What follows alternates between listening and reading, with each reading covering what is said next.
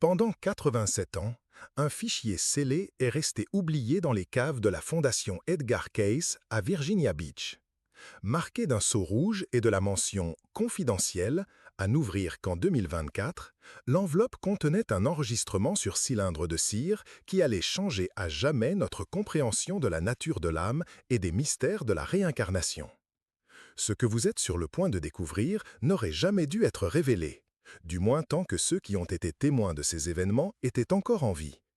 Mais aujourd'hui, décennies après la mort des derniers impliqués, la vérité peut enfin être dévoilée.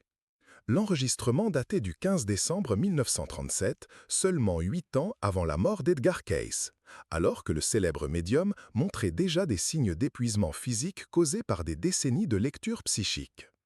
Ce soir d'hiver glacial, il avait été contacté par une famille désespérée de Richmond, en Virginie, dont le fils de 4 ans perturbait toute la maison avec des récits détaillés d'une vie qu'il n'avait jamais vécue. L'enfant, prénommé Timothée, se réveillait toutes les nuits en criant en français, une langue qu'il n'avait jamais apprise, et décrivait avec une précision effrayante les tranchées de la Première Guerre mondiale, incluant les noms de compagnons de bataille et des localisations géographiques précises que seul un ancien soldat pouvait connaître. Cayce, déjà affaibli par l'intensité de ses visions, hésita initialement à accepter le cas. Quelque chose dans cette demande le troublait profondément. Une sensation qu'il était sur le point de toucher à des vérités que l'humanité n'était pas encore prête à comprendre. Mais la sincérité des parents et la souffrance évidente de l'enfant touchèrent son cœur compatissant. Ce qu'il découvrit durant cette séance extraordinaire fut si troublant qu'il ordonna lui-même que l'enregistrement soit scellé pendant près d'un siècle. Lorsque Cayce entra dans son état de transe caractéristique ce soir-là, sa voix prit un ton différent, plus solennel et chargé d'une gravité que ses assistants n'avaient jamais entendue. Il commença à décrire non seulement une vie passée, mais des existences multiples de l'âme qui habitaient le corps de Timothée. Selon ses révélations, l'enfant portait les souvenirs d'au moins 7 vies antérieures, la plus récente étant celle d'un soldat français nommé Henri Dubois, mort dans les tranchées de Verdun en 1916. Durant la séance, Cayce aborda également des questions plus complexes sur le karma et le but des vies multiples. Il expliqua que chaque âme porte en elle non seulement des souvenirs, mais aussi des dettes et des crédits spirituels accumulés au cours de ses existences.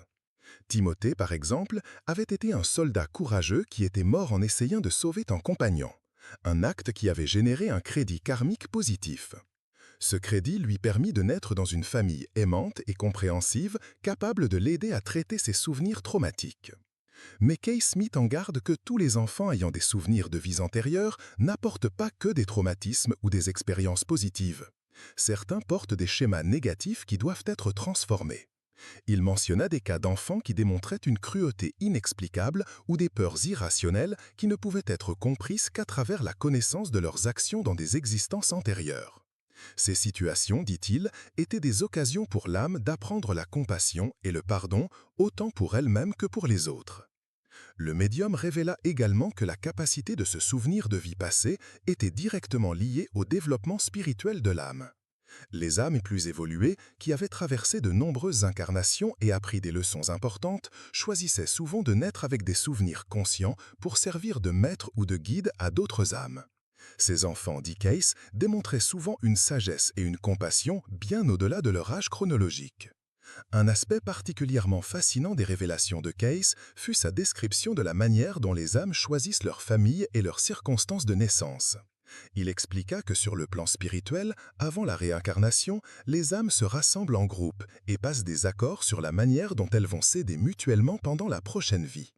Parents et enfants, dit-il, ont souvent des liens qui traversent de multiples existences, alternant les rôles et les relations pour faciliter la croissance spirituelle mutuelle. Dans le cas de Timothée, Cayce révéla que non seulement sa mère avait été Marie Dubois, mais que son père actuel avait été le capitaine français qui commandait l'unité d'Henri. Dans sa vie antérieure, le capitaine se sentait profondément coupable de ne pas avoir pu protéger ses soldats, y compris Henri.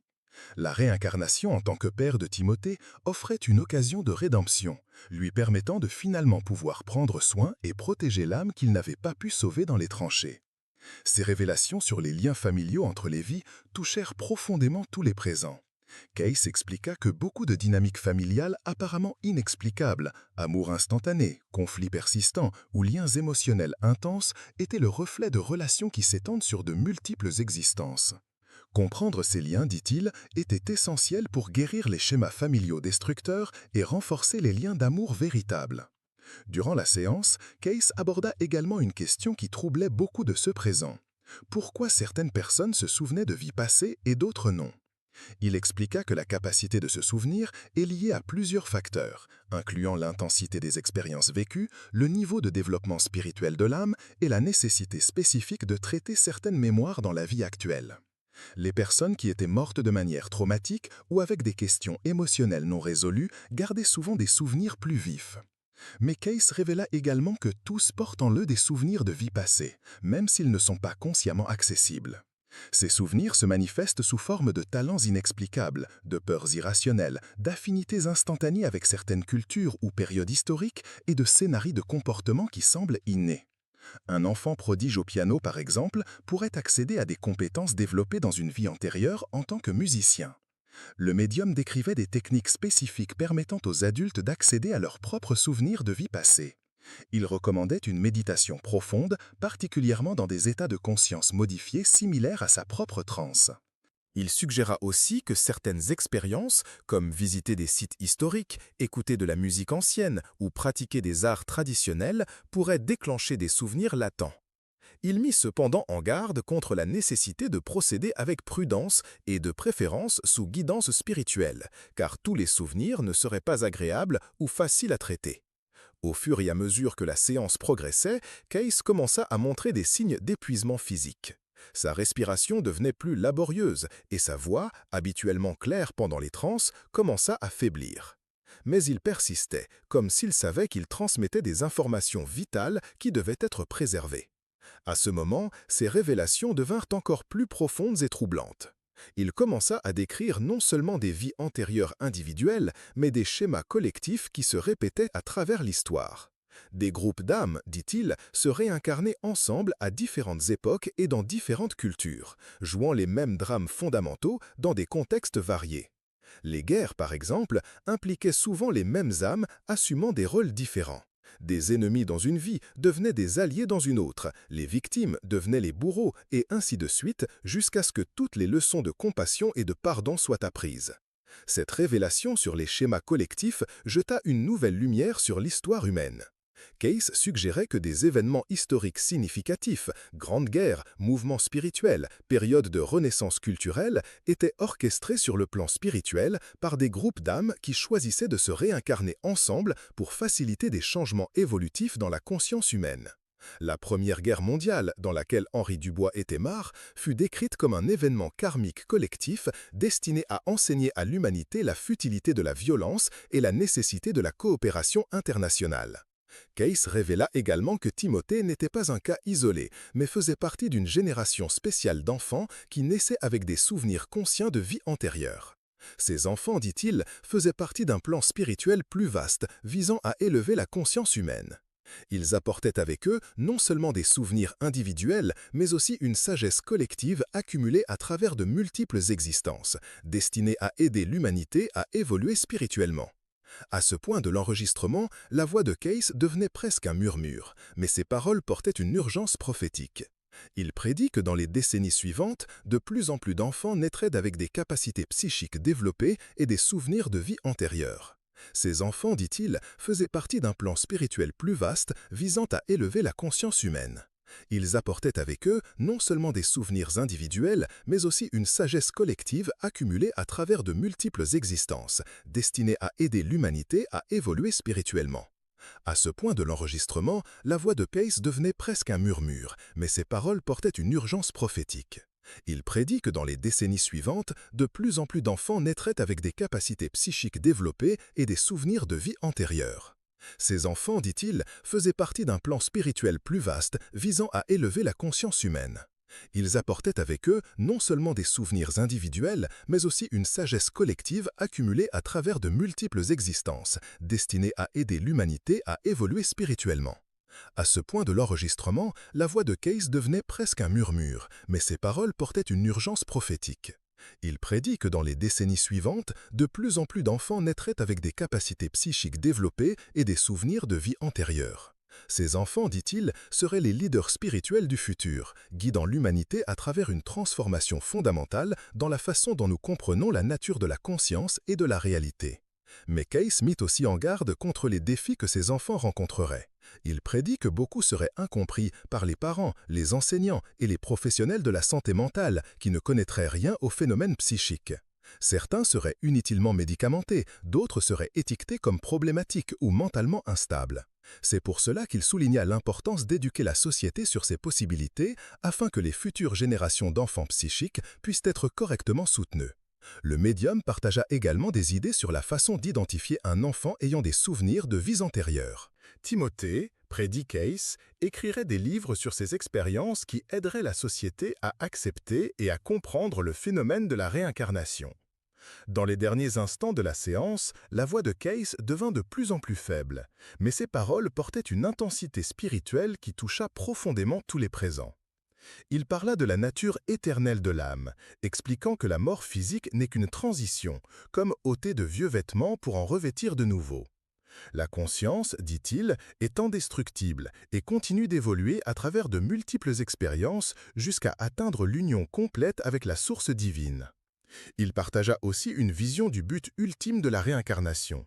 Chaque vie, expliqua-t-il, est une opportunité pour l'âme d'apprendre des leçons spécifiques sur l'amour, la compassion, le pardon et le service aux autres. Les expériences difficiles ne sont pas des punitions, mais des occasions de croissance spirituelle. Même la souffrance a un but sacré, car c'est à travers elle que nous développons l'empathie et la compréhension des luttes des autres âmes. Case conclut la séance par un message d'espoir et d'encouragement. Il dit que l'humanité s'approchait d'un âge d'or de compréhension spirituelle où la peur de la mort serait remplacée par la certitude de la continuité de la conscience. Des enfants comme Timothée étaient les précurseurs de cette nouvelle ère, apportant avec eux la preuve vivante que l'âme est éternelle et que le véritable amour transcende toutes les barrières, y compris la mort. Lorsque Case émergea finalement de sa transe, il était visiblement épuisé, mais aussi profondément touché par l'expérience. Il dit au présent qu'il n'avait jamais reçu de révélations aussi profondes et complètes sur la nature de l'âme et de la réincarnation. Il exprima aussi son inquiétude que la société de l'époque ne soit pas prête à accepter ces vérités, raison pour laquelle il ordonna que l'enregistrement soit scellé. Dans les jours qui suivirent la séance, Timothée commença à montrer des signes d'amélioration. Ses cauchemars diminuèrent graduellement et il commença à parler moins de ses souvenirs d'Henri Dubois. Ses parents, armés de la compréhension fournie par Case, purent l'aider à traiter ses expériences avec amour et acceptation. Suivant les instructions du médium, ils organisèrent une petite cérémonie où Timothée put symboliquement faire ses adieux à sa vie antérieure de soldat français, remerciant pour les leçons apprises et choisissant consciemment de se concentrer sur sa vie actuelle. La transformation de Timothée fut remarquable. À mesure que ses souvenirs traumatiques s'estompèrent, il devint un enfant plus calme et aimant. Ses parents rapportaient qu'il manifestait une compassion et une sagesse inhabituelles pour son âge, consolant souvent d'autres enfants qui souffraient et faisant preuve d'une compréhension intuitive des émotions humaines. C'était comme s'il avait intégré la sagesse de ses vies passées sans porter le poids des souvenirs douloureux. Des années plus tard, comme Case l'avait prédit, Timothée devint thérapeute spécialisé en psychologie transpersonnelle. Il développa des techniques innovantes pour aider les enfants ayant des souvenirs de vie passée et ses travaux contribuèrent significativement à l'acceptation scientifique de la réincarnation. Ses livres, écrits avec une sensibilité unique basée sur sa propre expérience, aidèrent des milliers de familles à comprendre et à soutenir les enfants traversant des expériences similaires. L'enregistrement scellé resta oublié pendant des décennies, jusqu'à ce que des changements au sein de la Fondation Edgar Cayce mènent à une révision complète des archives historiques. Lorsque le fichier fut finalement ouvert en 2024, son contenu causa une révolution dans la compréhension scientifique de la conscience et de la réincarnation. Des chercheurs du monde entier commencèrent à étudier systématiquement les enfants ayant des souvenirs de vie passée, validant beaucoup de prédictions de Cayce. Aujourd'hui, près d'un siècle après cette séance extraordinaire, nous vivons à l'ère que Cayce avait prédite.